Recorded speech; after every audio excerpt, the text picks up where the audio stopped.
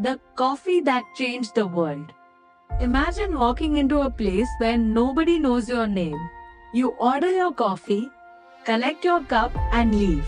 It's quick, efficient, and forgettable. Now imagine walking into another cafe. Before you even reach the counter, someone smiles and says, "Good morning." They ask for your name, carefully write it on your cup, and a few moments later, a barista calls it out loud. For a brief moment, everyone around you hears your name. You don't feel like customer number 247.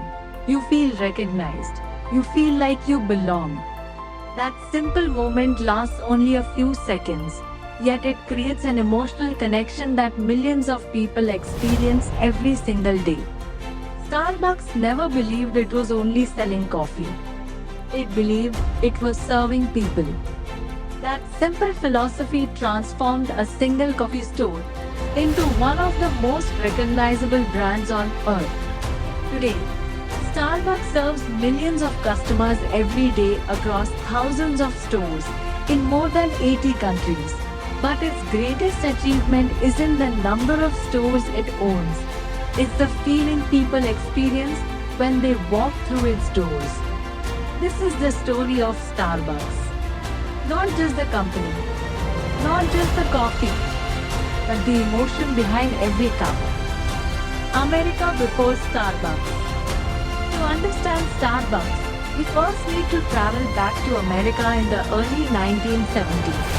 Coffee wasn't an experience, it was a habit. Most Americans drank inexpensive, mass-produced coffee at home, in offices, or at roadside diners. Coffee was viewed as fuel to start the day, rather than something to be enjoyed slowly. There were very few places where people gathered simply to relax over a cup of coffee. Nobody imagined coffee could become part of a lifestyle. Nobody imagined people would willingly spend several dollars on a handcrafted beverage. And certainly nobody imagined a coffee company could become one of the world's most valuable consumer brands. Everything was about to change. Three friends and one small store. The Starbucks story didn't begin with Howard Schultz. It began with three friends: Jerry Baldwin, Dave Siegel, and Gordon Boker. All three shared a fascination with high-quality coffee beans and wanted Americans to experience coffee the way people appreciated it in Europe. In 1971, they opened a small store at Seattle's Pike Place Market. Interestingly, the store didn't sell brewed coffee. It sold premium whole bean coffee, tea, spices, and coffee making equipment. Customers took the beans home and brewed their own coffee. Business was steady, but the founders had no dream of building thousands of cafes around the world. They simply wanted better coffee. Sometimes, history begins with people who don't realize they're making history.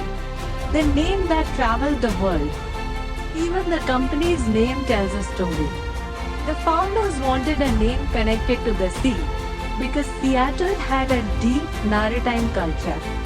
After exploring many ideas, they found inspiration in Herman Melville's classic novel Moby Dick. One of the characters was Starbuck, the first mate of Captain Ahab. The name sounded adventurous, memorable, and unique. It carried the spirit of travel, discovery, and exploration. Long before Starbucks expanded across continents, its name already reflected a journey.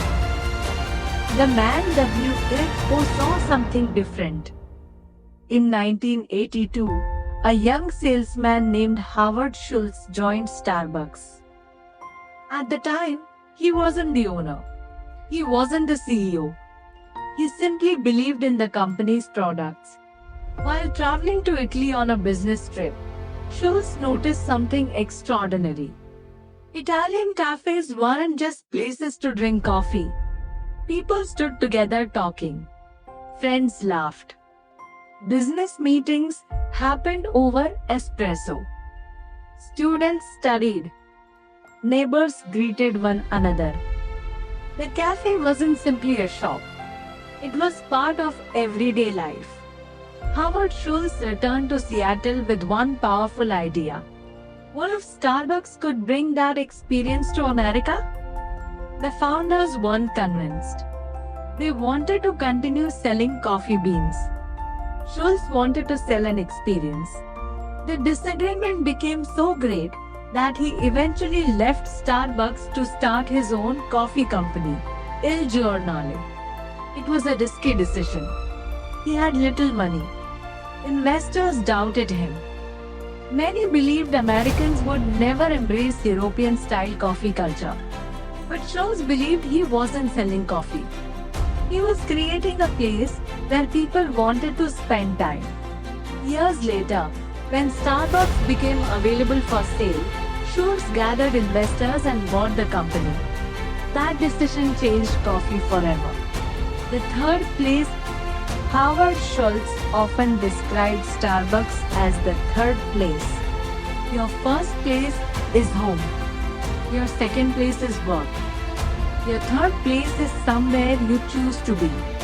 A place where nobody forces you to stay. A place where conversations begin naturally. Where students prepare for exams. Where entrepreneurs build startups. Where artists write books. Where first dates happen. Where friendships begin. Where business deals are signed. Starbucks wasn't designing stores.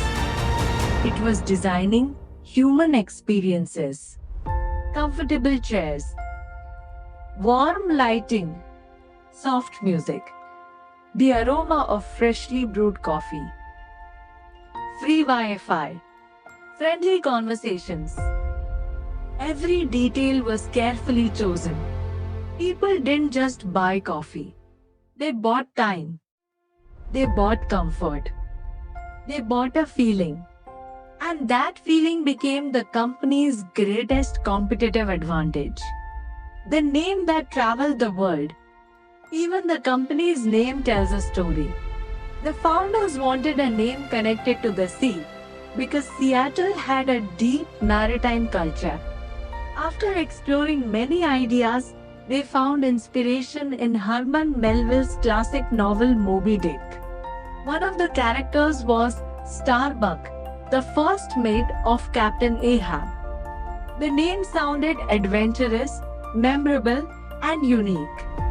It carried the spirit of travel, discovery, and exploration. Long before Starbucks expanded across continents, its name already reflected a journey. The man WHO saw something different. In 1982, a young salesman named Howard Schultz joined Starbucks. At the time, he wasn't the owner. He wasn't the CEO. He simply believed in the company's products. While traveling to Italy on a business trip, Schultz noticed something extraordinary. Italian cafes weren't just places to drink coffee. People stood together talking. Friends laughed. Business meetings happened over espresso. Students studied. Neighbors greeted one another. The cafe wasn't simply a shop. It was part of everyday life. Howard Schultz returned to Seattle with one powerful idea. What if Starbucks could bring that experience to America? The founders weren't convinced. They wanted to continue selling coffee beans. Schultz wanted to sell an experience. The disagreement became so great that he eventually left Starbucks to start his own coffee company, Il Giornale. It was a risky decision. He had little money. Investors doubted him. Many believed Americans would never embrace European-style coffee culture. But Schultz believed he wasn't selling coffee. He was creating a place where people wanted to spend time. Years later, when Starbucks became available for sale, Schultz gathered investors and bought the company. That decision changed coffee forever. The third place, Howard Schultz often described Starbucks as the third place. Your first place is home. Your second place is work. Your third place is somewhere you choose to be. A place where nobody forces you to stay. A place where conversations begin naturally. Where students prepare for exams. Where entrepreneurs build startups. Where artists write books. Where first dates happen. Where friendships begin. Where business deals are signed. Starbucks wasn't designing stores. It was designing human experiences. Comfortable chairs. Warm lighting. Soft music. The aroma of freshly brewed coffee. Free Wi-Fi. Friendly conversations. Every detail was carefully chosen. People didn't just buy coffee. They bought time. They bought comfort.